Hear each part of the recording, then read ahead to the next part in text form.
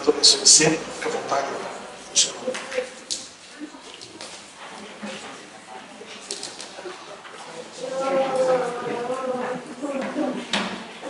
Bonjour à tous, comment ça va? Bien, merci. Ça va très bien. Ça va très bien. Comment ça va la famille? Ça va. Muito bem. Estou aqui com as 10 boas para a cidade, tá? Nós vamos formar uma turma para ir ao Senegal. Vamos. 2028, gente. Formar uma turma aqui na igreja. E estou com as ideias legais aí para vocês, gente. Fechou. Janeiro de 28. Janeiro de 28, em nome de Jesus.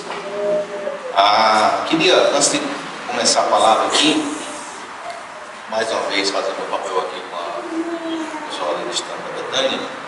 Gente, uma das pessoas que mais influenciou minha vida em missões foi o Ronaldo Lidório. Então, não deixe de comprar. Se você quer entender missões, eu não estou ganhando nada com isso, tá? Isso aqui é só para que você entenda e realmente se aprofunde. Missões, o desafio continua, e tantos outros livros de Ronaldo Lidório ali atrás no estante da Betânia. Você pode dar uma olhada lá e adquirir um dos livros dele, que vai ser muito importante. Esse aqui eu posso recomendar para terminar bem, do Patrick Zuga. Ele, considero ele como um mentor. Eles viveram 40 anos aqui como missionários no Brasil e agora retornaram para os Estados Unidos. Foi uma referência em várias áreas. E ele escreveu esse último livro dele, ele tem vários. Escreveu Como Terminar Bem. Não basta apenas começar bem, tem que terminar bem. Né? Eles são uma referência nisso. Queria convocar todos os jovens a adquirir esse livro aqui, gente. Ele custa R$ 6,90, mas se você adquirir 2, fica por 5. Então adquira. Vocacionados do Ronaldo Lidório também. Lá no stand tem alguns exemplares ali. Todos vocês adquiram e com certeza se você não... Depois que você ler esse livro, você vai querer comprar outros, você vai querer presentear. Porque ele realmente, esse livreto, ele é profundo naquilo que o Ronaldo Lidório traz. E por último, o Totem da Paz, de Dom Richardson.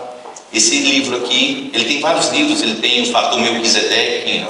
O Totem da Paz também, e ele trabalha muito a questão do Logos de Deus. Deus, ele tem uma verdade intacta em cada cultura, em cada povo. E a gente tem que discernir esse Logos de Deus, essa verdade que está intacta na cultura. E ele trabalha muito essa ideia nas tribos indígenas ali, ele quer descobrir qual é esse Logos de Deus naquela cultura para poder inserir o Evangelho. É basicamente o que vocês acabaram de fazer, uma ponte. Descobrir uma ponte para pregar o Evangelho. Uma vez como eu fui muito influenciado também por Dom Richardson, eu sempre quis entender o Logos de Deus na cultura senegalesa, né? E aí eu fui evangelizar um jovem, pastor Renato. E aí quando a gente foi evangelizar esse jovem, eu fiquei pensando como eu poderia inserir o Evangelho. A gente marcou num restaurante, a gente foi almoçar juntos, mas eu precisaria saber qual era a ponte, qual era o Logos de Deus, qual era essa palavra intacta de Deus na cultura, para que eu pudesse falar de forma eficaz ao coração dele.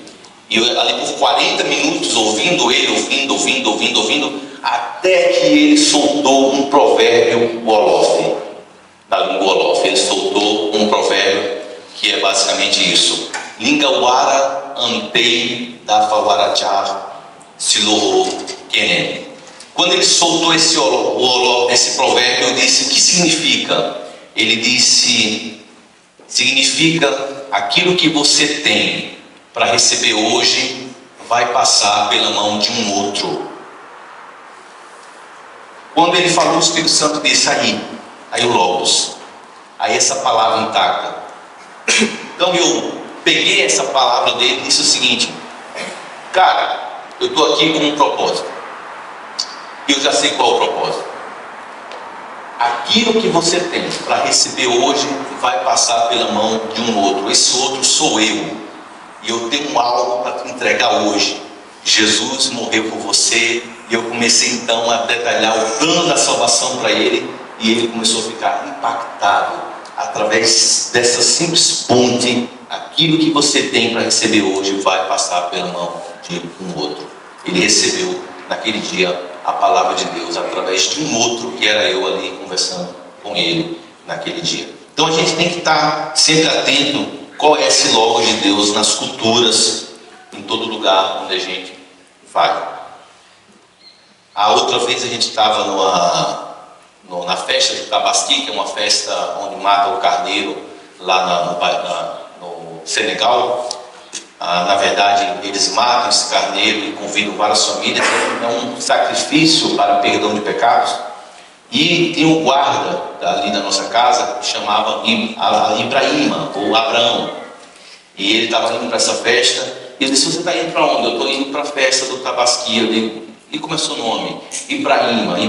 Você conhece a história de Abraão? São logos de Deus. Aí ele: não, muçulmano. Então eu comecei a explicar o logos de Deus para ele, a história de Abraão. E ele ficou impactado. Ele disse assim: Ibrahima, pode ir para a sua festa, mas saiba que o Cordeiro de Deus já foi morto, já perdoou seus pecados, e que não resta mais nenhum sacrifício.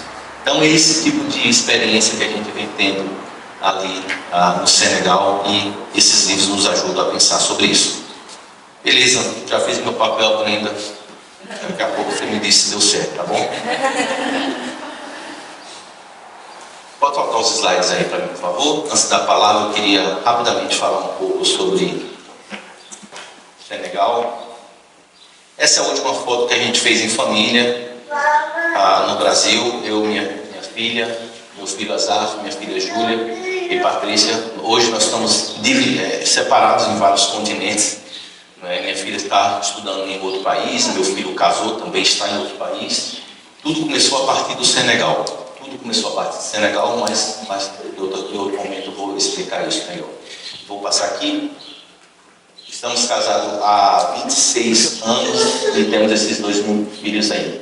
Missões para mim não começou do nada. Missões começou através desse casal, que é o Max Otto e a Decla Otto. O Max Otto é um suíço que veio para o Brasil quando ele tinha 19 anos de idade. Ele já faleceu. E nós temos uma história em comum com a congregacional, porque os missionários que vieram com ele nessa época eram suíços, holandeses e vários países da Europa, e eles vinham de origem presbiteriana ou congregacional. Ele era de origem congregacional. Então ele veio com esse grupo e começaram a trabalhar no Brasil, a plantar várias igrejas. Eles chamavam de movimentos cristãos evangélicos. Então esses movimentos não tinham o intuito de plantar igreja. Não era o intuito de plantar igreja, uma vez que eles eram de várias organizações diferentes, mas acabou surgindo uma igreja cristã evangélica, da qual eu faço parte lá no Nordeste, e acabou surgindo isso, a igreja cristã evangélica, que está muito conectada com a congregacional, porque ele também foi missionário da congregacional, e não por acaso que estou aqui, né? Na congregacional.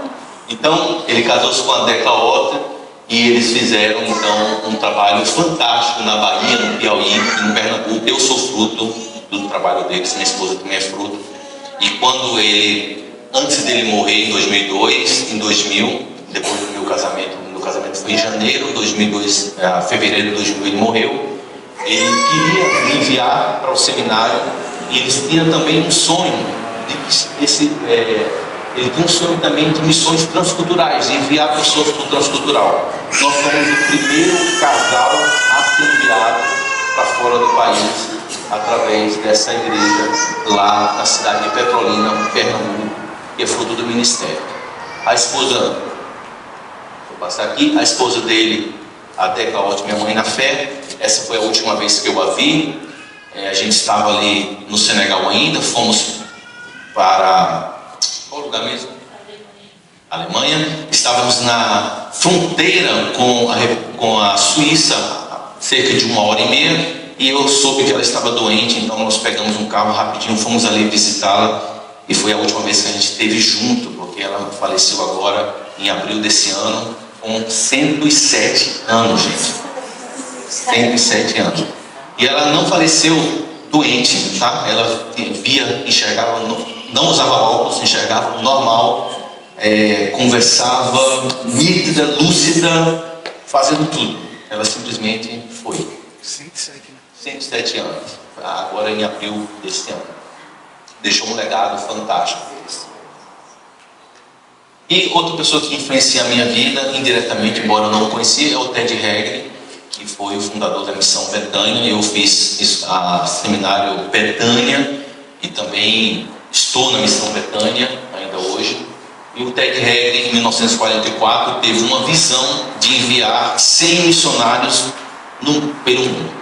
Ele e mais 5 casais venderam tudo que tinham e compraram um terreno e instalaram uma empresa com a visão de enviar 100 missionários pelo mundo e sustentar, capacitar, enviar esses missionários.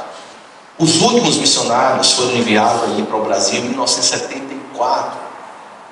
E o Patrick Dugan faz parte desse livro, Como Terminar Bem, dessa turma aí. O Gary Halt, que foi também meu professor em missiologia, faz parte também dessa turma. Então foram enviados para o Brasil e a gente também usufruiu desse legado. Mas não ficou apenas em 100 missionários. Só os Estados Unidos enviou mais de 1000 missionários. Só os Estados Unidos.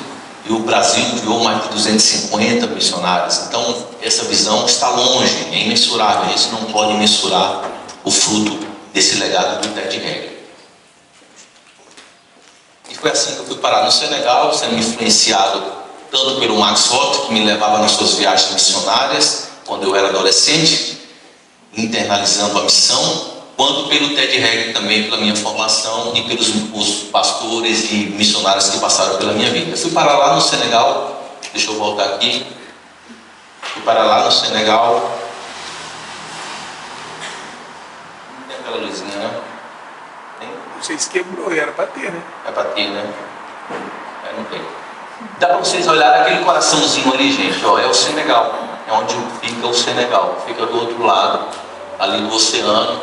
Então, se tivesse um voo direto, nós teríamos cerca de 4 horas de voo aí, mas não tem voo direto, então nós temos que fazer o seguinte, nós temos que sair do Senegal e lá para a Europa, né? Você vê ali aquela lista amarela, vai para a Europa, ou Espanha, ou Portugal, ou algum país, espera 10 horas de conexão, então 4 horas de voo, espera cerca de 10 horas de conexão para vir para Guarulhos, mais 9 horas a 10 horas de voo novamente, tá?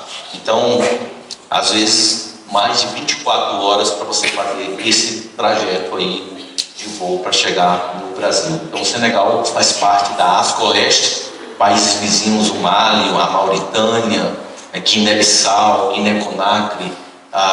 Na frente ali tem uma ilha chamada Cabo Verde, né? Então temos ali aquelas ilhas do Cabo Verde, bem na frente do Senegal. O Senegal fala francês, a língua oficial, e a maioria dos países da África Oeste, são 11 países que falam francês.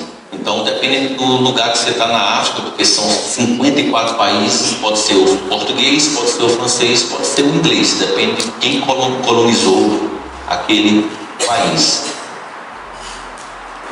Ok? Então, são 18 milhões de habitantes, 95% de muçulmanos, 0,3% de cristianismo, 0,2% de evangélico, gente. 0,2% de evangélico. Então nós temos aí um desafio enorme, que é a igreja. São cerca de 300 igrejas aí pelo Conselho Protestante Evangélico de Senegal, 65 etnias. Então, dependendo do lugar onde você estiver no Senegal, você tem que aprender o dialeto local. Então, no Senegal, se você estiver em Dakar, ou nas redondezas de Dakar, você fala o Wolof. 47% da população fala o Wolof. Se você estiver mais distante, aí você pode chegar nas aldeias Seref, que fala o Seref. Você pode chegar numa aldeia Fula, que fala o Fula. Você pode estar em vários lugares, e são 65 etnias. Nós falamos ontem que nações, no grego é etnos, ou etnia. Então a gente está falando de etnias, povos. Aqui nós foi o primeiro contato com a cultura local. Em 2012, quando nós chegamos ali, estávamos subindo a uma tribo chamada Bassari, são um povo chamado Bassari, que é um povo muito conhecido lá, que habita as montanhas, e nós subimos nessa tribo. Minha filha tinha 2 anos e meio, eu subi, agora está com 17, né? Eu subi com ela nas costas, uma montanha cerca de 244 metros de altura. Nós subimos ali, e esse povo não quer viver na civilização, eles querem ficar lá em cima, morando ali naquelas montanhas. E a história desse povo é interessante. Esse povo, ele fugiu de Guiné-Conakry, do rei Alfa Yaya, e chegou então no Senegal e começou a habitar as montanhas do Senegal. Eles não se consideram senegaleses. Esse povo, eles são declaradamente adoradores de Deus e adoradores do diabo ao mesmo tempo. E eu vou explicar por quê. Eles dizem, nós somos adoradores do diabo. Nós ouvimos essa história lá em cima com eles nos Bassaris, não uma vez, mas várias vezes a gente foi lá visitá-los, porque algum tempo atrás, na nossa história, o rei Alfa Yaya vinha com seus soldados e pegava os nossos melhores jovens daqui e levava com ele. Então nós fizemos então um voto com ele. E nós dissemos ao diabo que se ele nos livrasse de Alfa Yaya, nós iríamos sacrificar 18 dos nossos melhores jovens sob a árvore sagrada chamada Baobab, uma grande árvore que tem lá. E quando o Alfa veio com seus soldados, um enxame de abelha veio, matou os soldados, matou também o rei, e eles então sacrificaram 18 dos seus melhores jovens. Por isso eles dizem, nós somos adoradores do diabo por gratidão. E aí foi um padre, subiu lá, e esse padre começou. Aí eu vi também um altar católico lá, e aqui eu não estou trazendo nenhuma crítica, estou só contando a história como de fato é. Há um altar católico. Eu perguntei, mas esse altar aqui católico, eles falaram, olha, é o seguinte, é porque vi um padre que ficava com a gente, convivendo com a gente aqui por muito tempo, e ele fazia tudo com a gente, trabalhava com a gente na lavoura. E um dia a gente disse assim, padre, o senhor está tanto tempo com a gente, então se o senhor tiver uma mensagem para nós, a gente está disposto a ouvir, porque o senhor está sempre com a gente aqui, faz tudo com a gente, e o senhor ganhou o nosso respeito. E esse padre então evangelizou eles. E então, por gratidão ao padre, eles colocaram um altar católico lá em cima, e eles dizem, nós somos adoradores de Deus por causa do padre tal. Então fizeram um sincretismo entre adorador de Deus e adorador do diabo. Essa é uma das realidades do Senegal. Aí, ontem eu falei do tipo Djen, gente, né? Você que vai no Senegal em 2028 vai comer esse prato aqui comigo, tá? O tipo Djen, Djen quer dizer arroz, Djen quer dizer peixe. Esse prato aqui é um prato, esse foi o primeiro prato que a gente comeu no Senegal. Tem a data ali nessa foto, 2012, não é? 17 de 3 de 2012, chegamos 15 de 3 de 2012, 17 de 3 estávamos comendo esse prato aí. E geralmente come-se 8 pessoas juntos com a mão direita, porque a mão esquerda é só para limpeza, tá? Não faz nada com a mão esquerda. Então com a mão direita você faz de conta um pedacinho de pizza do seu lado, não atravessa por o lado do seu amigo, pega com a sua mãozinha, faz um bolinho e come com a sua mão, tá? E aí os peixes, aqui não é lagarto não, tá gente, é peixe, repolho, cenoura, não é? E tantas outras coisas. Esse fica sempre no meio. Então você pega um pedacinho, bota no seu canto e deixa o resto lá. O pessoal, cada um vai pegando dessa forma. Se for numa aldeia mais tradicional, quem vai fazer o trabalho de pegar o que está no meio e colocar para você é o anfitrião, com a mesma mão que ele está comendo. A gente foi numa aldeia, tem um anfitrião, e cada etnia come de forma diferente. Tem umas que vem com um bolinho assim, coloca assim e joga na boca, né? Tem umas que pega assim rápido e tem umas que não é lambido. Então, depende. Você vai mesmo, Quando você for, tá? Eu tenho que ficar aqui cuidando da igreja. Muito apimentado, extremamente apimentado. Extremamente apimentado, você vai suar. Meu Deus do céu. Tá? Então, aqui nós subimos da tribo com a nossa filha. Essa senhora já, a gente deu saber que ela já morreu lá na tribo Baçari. Né? Mas, ok. A obra de Deus no Senegal. Então, se a gente for falar só da Missão Betânia, nós temos a Escola Lago Rosa, onde nós mostramos um vídeo. Temos criança, trabalha com criança pré-escolar, temos igrejas, temos obreiros nacionais, treinamento com obreiros e líderes, aconselhamento, a casa de acolhimento para crianças que vêm de situação vulnerável, e temos negócios e missões, pastor Mário, negócios e missões, que é a churrascaria no Senegal. Nós temos a única churrascaria do país em 18 milhões de habitantes. Quantas churrascarias tem aqui, gente? Inúmeras, né? Então, se você quiser comer uma carne boa numa churrascaria Brasil, você tem que sair 500 quilômetros para ir comer lá na churrascaria Brasil da carne. Só tem uma churrascaria no conceito brasileiro, em 18 milhões e 600 mil habitantes. Essa churrascaria, todo o recurso é para a obra local, é para abençoar os projetos locais. É claro que não consegue abarcar tudo, então os missionários não recebem nada dessa churrascaria. Só podem comer lá de vez em quando, mas eles não recebem nada, e todo o recurso é usado para os projetos locais, ali, a partir daquele trabalho. Então, eu falei da escola ontem. A escola Etoala começou com cerca de 25 crianças aproximadamente, dentro de uma casa da irmã Gilbertina, ali no meio, aquela foto no meio, e durante um quartinho 4x4, ela tirava todos os móveis da casa, colocava as crianças, e isso aconteceu por muito tempo. E depois a primeira sala de aula foi numa sala de palha, né, quando a gente ganhou um terreno ali do chefe da aldeia, lá num lugar chamado Bonobá. E depois uma coreana veio, viu aquele trabalho, achou fantástico. Ela morava na Espanha, e ela viu aquele trabalho, ela disse: eu quero investir nisso aqui. Então ela voltou para a Espanha, ela vendeu a sepultura dela e do esposo e mandou 10 mil euros para a construção da escola.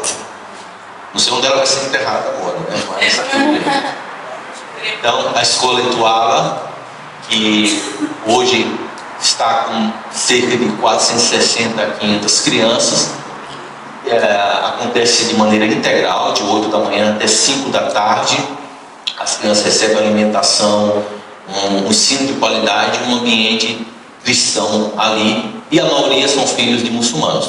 Eles, muçulmanos, autorizam estudar na nossa escola, e inclusive às vezes quando eu vou lá na escola, fazem a fila, várias crianças fazem a fila assim. Mas por que essa fila? Não, elas querem oração. Mas eu falo assim, mas já pediram autorização aos pais? Porque no Senegal é proibido a conversão de menores.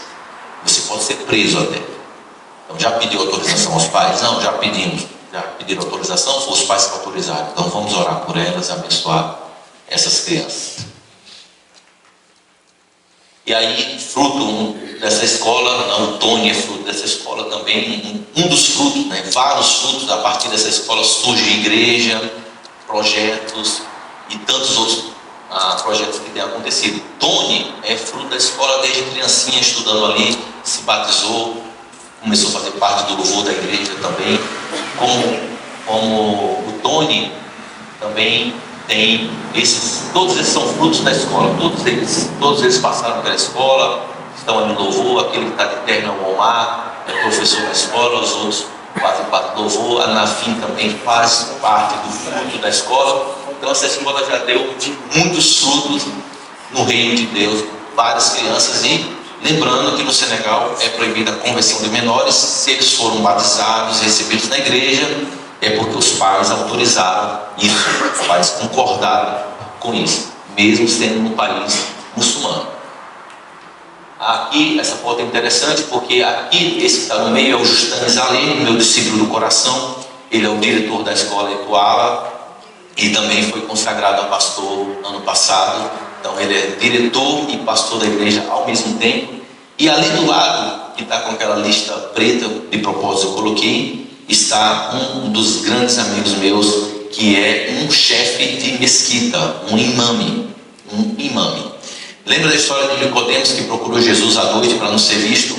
Então ele me chama de meu pastor. Ele me liga e me chama de meu pastor. Até hoje. Então, nesse dia ele me ligou e disse assim: olha, meu pastor, eu queria muito ir na sua casa, eu queria muito ouvir o evangelho, mas eu não queria que você viesse aqui na aldeia, porque as pessoas vão ver. Eu queria ir na sua casa, eu quero ir na sua casa. Então ele percorreu 50 quilômetros para ir na minha casa, chegou com uma sacola de coisas, de frutas e tudo, e disse aqui: eu trouxe para te abençoar, para abençoar a vida do meu pastor, e eu quero receber as bênçãos do meu pastor. Então ele ficou o dia todo, a gente ficou todo o dia, uma terça-feira, ali explicando e explanando uma palavra de Deus para um imã. Ele ouviu a palavra. Ele é professor da Dara, chama Ustaz. Tem várias crianças que são formadas ali no Alcorão, mas ele estava ali ouvindo a palavra, o evangelho, estava com sede, muita sede de Deus. Ele é um cara que tem muita sede. Ele era outrora um grande perseguidor da igreja e um grande perseguidor também da escola, fazia de tudo para dar tudo errado, e agora ele é um grande facilitador ali no Senegal. Um grande facilitador. Então, não vou falar de todas as outras coisas, que nosso tempo já está indo embora, que são os líderes locais, retiro pastoral. Aqui é a irmã Gilbertina, que começou a escola Etuá, aqui no meio, uma evangelista nata, a gente vai conhecê-la pessoalmente. Aqui, gente, é o pequeno Gutenberg. No Senegal, culturalmente, por uma questão de honra, ele coloca o seu nome nas crianças. Então, às vezes até quer colocar assim, pastor Gutenberg. Não, mas pastor não é nome, gente. Tira. Então tira. Mas deixa que já é profecia. Aí eles colocam, já tem 2 Gutenberg no Senegal. 2. Um já está com 10 anos, esse daqui já está com 2. Então, o negócio não é colocar o nome, o negócio é quando o leite do Gutenberg começa a faltar. Aí eles vêm até você, o leite do Gutenberg faltou. Aí você tem que mandar aquele presentinho, aquela ajuda, porque eles honraram você. Eu pensei que era só por uma questão, por isso que é bom a gente observar a cultura. Eu pensei que era só por uma questão de interesse no início, de interesse financeiro, para ajudar, para abençoar e tudo. Mas depois, conversando com os senegaleses, eles falaram: cara, se colocar o teu nome é porque eles te honram. É uma honra ter o nome. Então nós temos o pequeno Gutenberg. Gutenberg, o nome dele, gente, é engraçado. O nome dele é o seguinte: Israel Gutenberg Joaquim Touré. Joaquim Touré. E o menino é muito perturbado, né?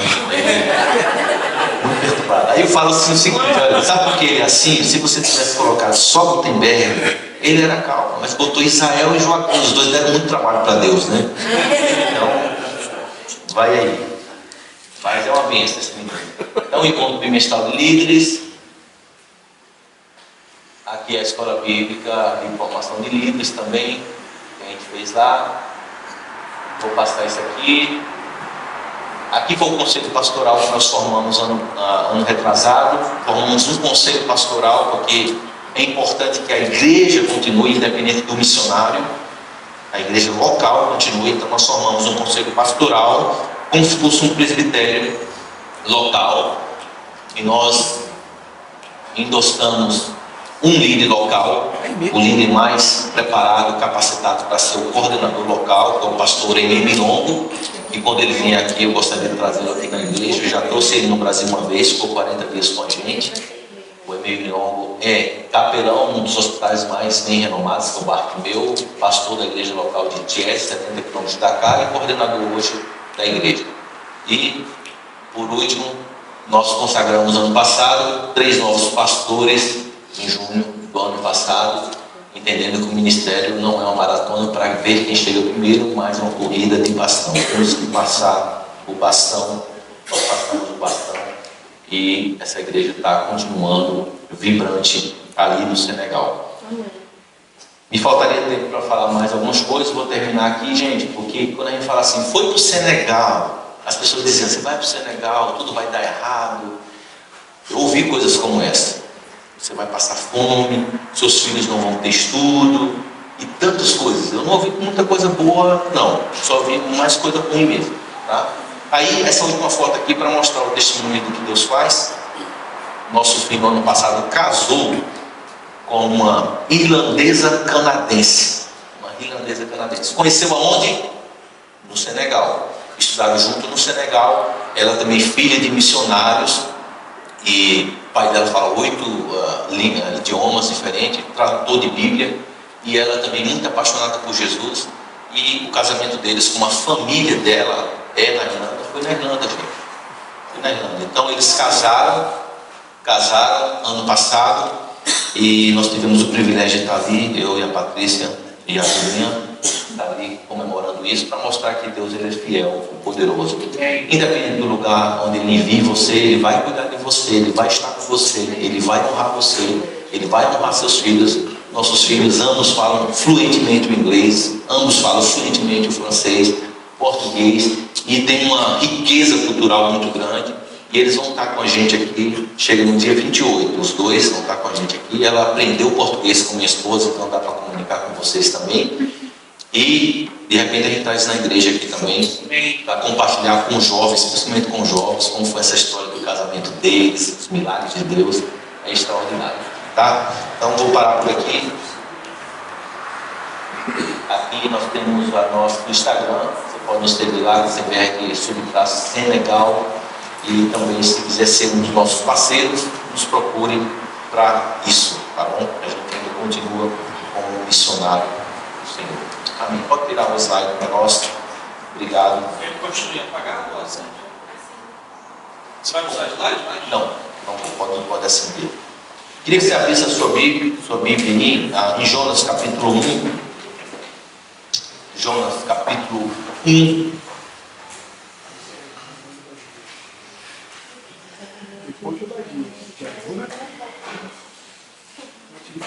Depois eu vadia, se ajuda.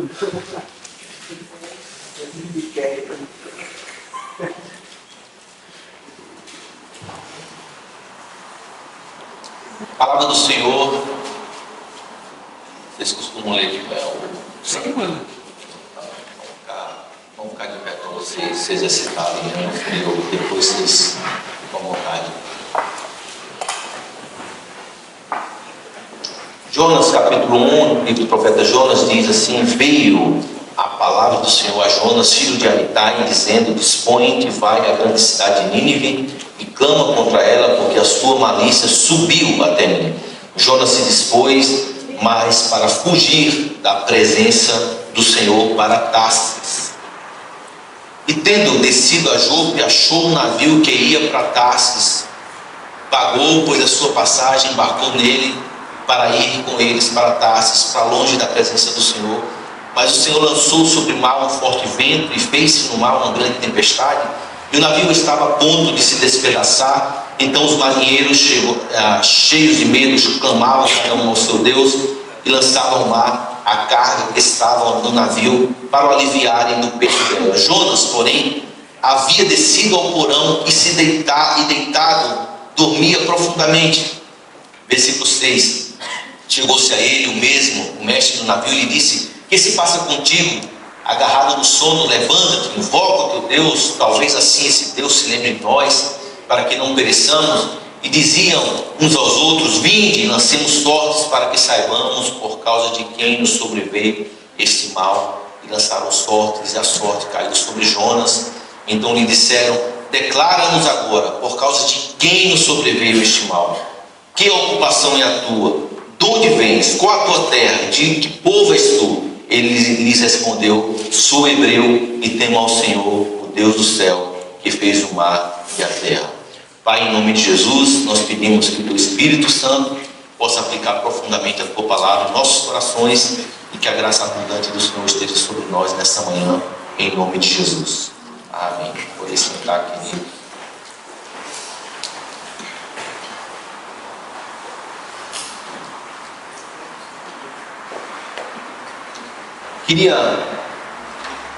Quando a gente olha a vida de Jonas, né, eu penso, a primeira palavra que me vem quando eu leio esse livro, eu penso num arquétipo bíblico, teológico para os dias atuais. E para explicar para vocês o que é um arquétipo, acredito que vocês conhecem bem essa palavra, arquetipia ou arquétipo.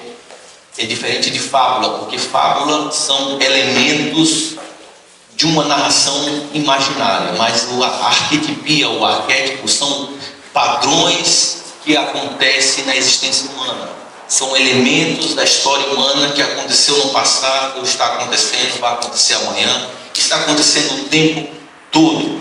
E isso entra bem em consonância com aquilo que o Salomão fala, que o que é, o que foi, é o que há de ser, o que se fez, isso se tornará a fazer. Nada há, pois, novo debaixo do sol. Então tudo está acontecendo, está se repetindo de alguma maneira.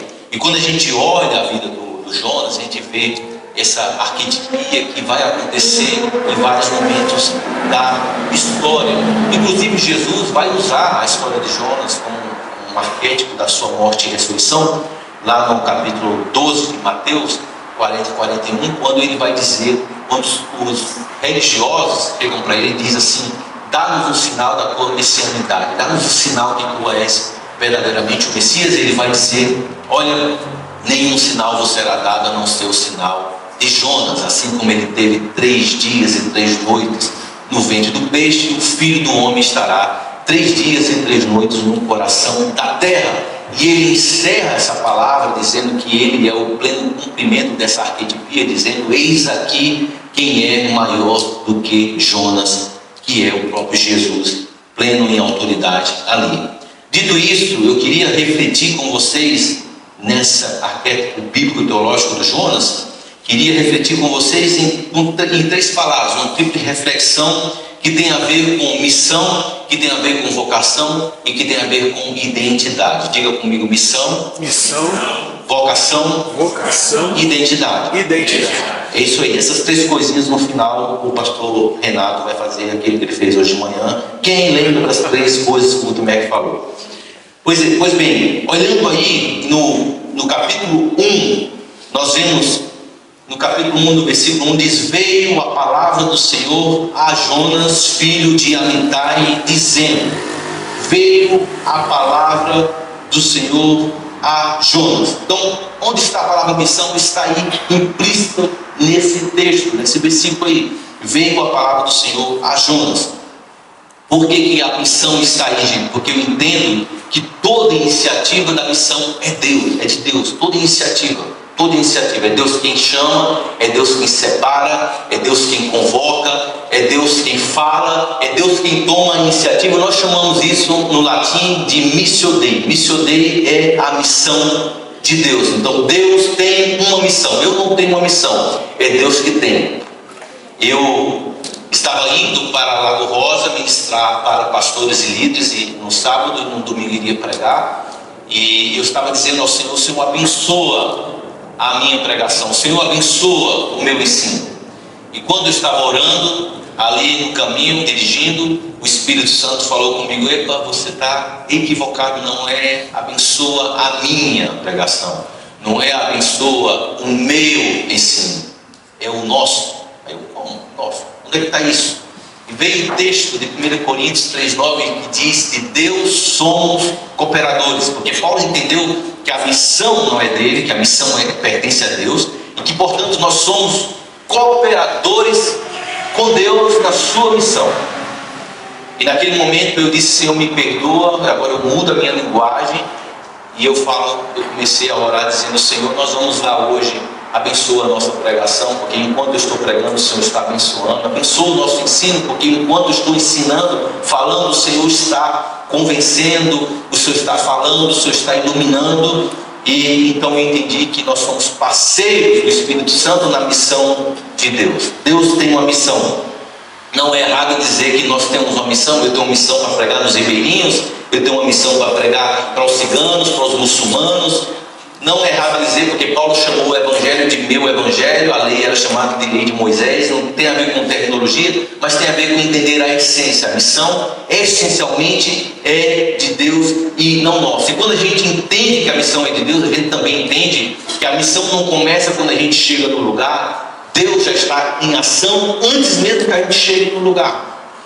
Assim foi com Paulo quando ele estava em Corinto, capítulo 18, vai falar em Atos dos Apóstolos, vai falar sobre isso. E quando Paulo estava em Corinto, Deus falou com Paulo dizendo: não temas, fale, não te cales, porque nenhum mal vai te suceder, porque eu tenho muita gente nessa cidade, eu tenho muito povo nessa cidade. Nem existia igreja, Deus já estava dizendo: olha, eu tenho um povo nessa cidade, porque Deus, ele conhece as suas ovelhas e ele as chama pelo nome. Ele tem pessoas em todos os lugares da face da terra e ele está em ação o tempo todo. Eu me lembro de um testemunho que eu tive no Senegal, quando eu estava orando, buscando a Deus para que Deus sustentasse a igreja senegalesa no tempo do Covid, 2019, 2020, 2021, no tempo do Covid. A Churrascaria Brasil fechou por 9 meses, a maioria das empresas faliram no Senegal, não tinha recurso para lugar nenhum, e eu comecei a orar: Senhor, tem misericórdia, abençoa, toque em alguém lá no Brasil para sustentar essa obra aqui, porque os obreiros e os projetos, a escola das crianças e tantas coisas vão parar. Eu comecei a orar a Deus e de repente Deus falou a mesma coisa que falou com Paulo: por que você está orando para que eu toque alguém lá? Eu tenho gente nesse lugar, eu tenho gente aqui. Eu falei: mas aonde? Onde está? E de repente eu conheci um empresário, dono de uma frota de 26 caminhões, Christophe Gomar, um grande amigo meu. E esse homem, mesmo sem ser da igreja, sem ser convertido, esse homem disse: eu vou investir na obra que você está fazendo, no projeto que você está fazendo. Então esse homem me ligava e dizia: como você está pagando a folha desse mês? Eu digo: eu não sei como é que eu vou pagar a folha desse mês, eu tenho 25% do recurso. Ele disse: não se preocupe, eu estou te mandando um motorista aí. Com o recurso que ele dava, durante um ano nós pagávamos 75% dos recursos ali em Senegal. Para mostrar que Deus, ele não é limitado à geografia, ele não é limitado a nenhum lugar, ele pode levantar pessoas aonde ele quiser. O Christophe Gomar, 6 meses antes dele morrer, infelizmente ele morreu num acidente grave no Senegal. 6 meses antes dele morrer, eu estava na sua casa, um homem que tinha tudo, dono de uma frota de 26 caminhões, um homem que morava num bairro muito nobre. Esse homem eu estava na casa dele, 6 meses antes. Ele disse: Gutenberg, eu estou cansado de lutar com Deus, ora por mim. Ele se ajoelhou, eu orei por ele e ele aceitou Jesus na sua vida. Deus está agindo em todo lugar. Então, quando a gente entende a Missio Dei, a gente entende que Deus também fala de maneira individual e coletiva. Ele chama pessoas específicas, mas também ele chama a assembleia, a congregação, para participar dessa missão. E também nós entendemos que quando a missão é de Deus, ele diz quem ele quer, ele diz aonde. Foi o caso de Jonas. Ele disse: eu quero você lá, Jonas. Deus trouxe uma palavra para a vida específica de Jonas, e ele disse onde? Em Nínive. E por quê? Porque a sua maldade subiu até mim. Gente, quando se fala de Nínive, é importante a gente entender uma coisa: que Nínive é a atual Iraque, e ela era a capital antiga da Síria, e era um símbolo de domínio e de opressão. Eles matavam seus inimigos, empalavam seus inimigos, colocavam estendidos nos muros, nos postes. Eles mutilavam os corpos, mãos, pés, orelhas dos seus inimigos para mostrar que eram poderosos. E eles também tinham uma estratégia de dissolver a cultura de um povo. Assim eles fizeram com o Reino do Norte, dissolvendo totalmente a cultura do povo, a identidade do povo ali. E Jonas, ele é citado em 2 Reis 14:25 como fazendo parte desse contexto histórico do Reino do Norte. Então, mandar Jonas para Nínive era mandar salvar os seus inimigos. Mandar Jonas para Nínive era mandar salvar os seus inimigos. E aqui surge um dilema: até onde vai a misericórdia de Deus? Até onde vai a misericórdia de Deus? Mandar salvar um povo que é mau, que mata os seus inimigos, que empala os seus inimigos, que os coloca nos muros, nos postes para mostrar que são poderosos, que mutila os seus inimigos. Por que o Senhor me enviaria para ali? Exatamente nesse lugar que Deus escolhe Jonas para ir. exatamente para esse lugar, para mostrar que não há diferença entre Nínive e outros povos, porque a semelhança identitária de todos esses povos é que todos estão mortos nos seus delitos e pecados, todos precisam da glória de Deus. Eu recentemente ouvi um muçulmano que me ligou, um amigo meu muçulmano que me mandou uma mensagem dizendo: olha, Gutenberg, eu odeio os Estados Unidos, eu odeio Israel. Para mim eles têm que ser exterminados da face da terra. Ouvir isso de um muçulmano ainda tudo bem, porque é comum que um muçulmano odeie Israel e odeie também os Estados Unidos. Agora, ouvir isso de um cristão que muitas vezes odeia um país ou tem raiva de um país, aí eu não entendo esse negócio, porque o Evangelho de Jesus diz para a gente amar os nossos inimigos, para a gente orar pelos que nos perseguem, para a gente abençoar aqueles que se opõem. Então eu não entendo, parece que a gente não entendeu o princípio do Evangelho de Jesus. Uma igreja lá no Egito, quando eu estive também no Egito, alguém me disse: olha, essa igreja aqui é uma igreja tradicional cristã, e um dia desses nós estávamos orando por várias nações. Eles oraram por todas as várias nações, menos por Israel, porque eles são contra Israel, eles odeiam Israel. Imagina, é uma igreja cristã. Então, às vezes, nós temos resistência. Jonas tinha uma resistência, mesmo sendo um profeta de Deus, uma resistência contra Nínive. Eu não vou jamais para esse povo, porque esse povo não é merecedor, não é digno de Deus. Eles não podem ser salvos, eles não podem ser restaurados. Não me mande para lá, Senhor. Mas a missão é de Deus. Quando Deus tem uma missão, não se trata da tua agenda, mas da agenda de Deus. A segunda palavra que eu queria que a gente refletisse é a palavra vocação, porque vocação é aquilo que orienta a nossa função. O chamado, ele é, como diz, ele pode mudar. O chamado, ele não é geográfico. A gente pode estar num lugar hoje, Deus falar, vai para ali, pode estar ali, de repente Deus diz, sai daí. Eu não fui chamado para o Senegal. Eu não fui chamado para o Senegal. O chamado, ele não é geográfico. Eu simplesmente me coloquei à disposição de Deus naquilo que Ele estava dizendo para aquele momento, para aquela hora, durante esses 14 anos em Senegal. Mas a vocação, ela é permanente. A vocação é aquilo que a gente é em qualquer lugar onde a gente estiver, em qualquer nação. E onde a gente vê vocação? A gente vê vocação quando, no capítulo 1, ele diz assim, ó, versículo 3, Jonas, no versículo 2, aliás, dispõe-te, vai à grande cidade de Nínive. Simplesmente nessa palavra, dispõe-te. Então, a gente vê no versículo 3, Jonas se dispôs mais para fugir da presença do Senhor. Toda vez que essa palavra dispõe-te aparece na Bíblia, tem a ver com obediência imediata a Deus. Então, Deus falou, por exemplo, a Jeremias, no capítulo 18, versículo 2, dispõe-te, desce à casa do oleiro e lá ouvirás as minhas palavras. Deus falou com Josué, no capítulo 1, versículo 2, após a morte de Moisés, ele diz, dispõe-te, passa esse Jordão. Deus falou com Elias, o tesbita, dizendo, dispõe-te também. Deus falou com Filipe, no texto que nós lemos ontem, dizendo, dispõe-te, vai para o lado do sul, no caminho que desce de Jerusalém a Gaza, dispõe-te, vai lá. E Deus também falou com Pedro, no capítulo 10 de Atos, dizendo, dispõe-te e vai com eles sem hesitar, vai com eles porque eu os enviei.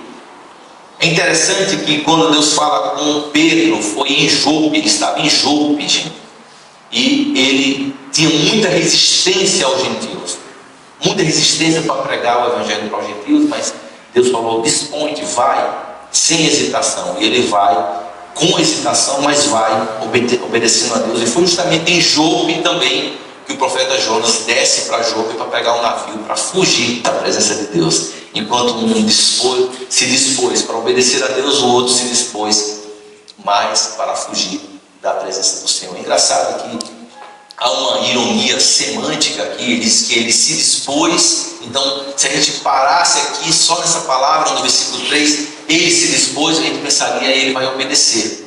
Então, o autor de Jonas quer causar essa impressão de que a gente pensa que ele vai obedecer, mas diz assim, ele se dispôs mais para fugir da presença do Senhor. Então,